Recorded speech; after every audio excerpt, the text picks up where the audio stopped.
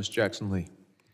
Mr. Secretary, I'll give you a moment, but my question is before, as I start my questioning, and you know time is short, do you take an oath, and on behalf of the men and women of the Department of Homeland Security, particularly those responsible for border security in the North and the South, to protect the American people, and are you doing it in the best manner, the securest manner, the honest manner with integrity to save the lives of the American people and to ensure that hamlets, cities, counties, and otherwise are safe and that our domestic security is safe? Yes, I am, Congresswoman. And did you want to have a sentence responding to the gentleman? No, I've chosen not to. Thank you. And so under oath, your answer is yes. And that is on behalf of yourself and those men and women that are now serving as we speak at the border, both North and South. Yes, it is. My Republican colleagues have been painting quite the picture today, and to hear them tell it, you inherited a secure, orderly situation at the border.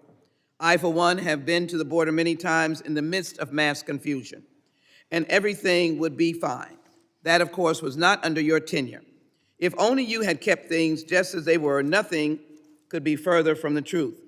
Now, I know that many members of Congress only pay attention to the latest news cycle and whether the clip of their 5 minutes at this hearing will go viral. But some of us remember the previous administration and its disastrous border policies. As a 20-year member of this committee, I truly believe that comprehensive immigration reform and border security must not be partisan, it must be nonpartisan.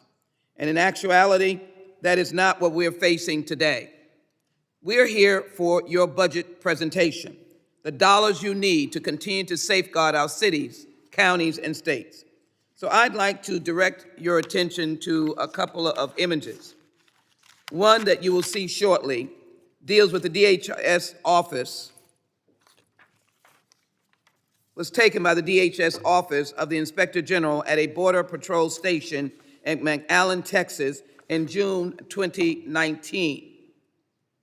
Reports on the overcrowded conditions at this and other facilities found that migrants, including many children, had not been able to shower in weeks, were not fed adequate food, were getting sick from flu outbreaks. Women and children were forced to drink from toilets when they had access to running water at all. Hundreds of children were detained for more than 72 hours in violation of the law. And that was when our Border Patrol agents and others were overwhelmed. I was present during those times in the past administration. And tragically, many migrants died while being held in these kinds of conditions, including at least 5 children. I guess this is what Republicans' idea of operational control. Mr. Secretary, would you please remind me who was president in 2019 when this photo was taken? Congresswoman, that was President Trump. That's right. Now, at least in this picture, children seem to be with their families. Let's move on to the next image. In May 2018, the prior administration announced a zero-tolerance policy, which resulted in children being torn away from their parents. I was there then, including U.S. citizen children, American kids. Worse yet, the administration had no plan to track family separation and allow for reunification. As of a couple of months ago, more than 1,000 children have still not been reunited with their families. Now, some might say that child separations and death in custody are just the cost of achieving border security. And if we reinstate the previous administration's policy, we could keep the border. I find that despicable. However, the truth is that these policies weren't even effective in securing the border.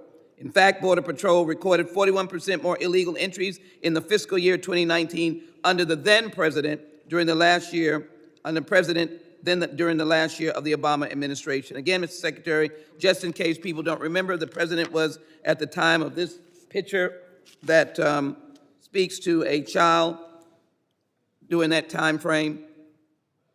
Congresswoman, that was President Trump. You're right again. So let me, in my final question, ask, as a refugee yourself, do you believe the inhumane and ineffective border policies of the Trump administration really equal to operational control? And does your budget reflect your serious commitment to ensuring more personnel, morale boosts, and to be able to do this job so we safeguard and secure the American people? Mr. Secretary. Congresswoman, the policies of the past administration, those that were cruel and inhumane, not only did not achieve operational control under the definition of the Secure Fence Act, they also disobeyed our values as a country.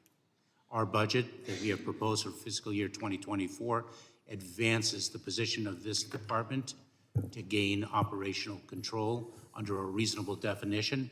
As all secretaries have said, it is unachievable to prevent any alien during a year from crossing the border, not a single one.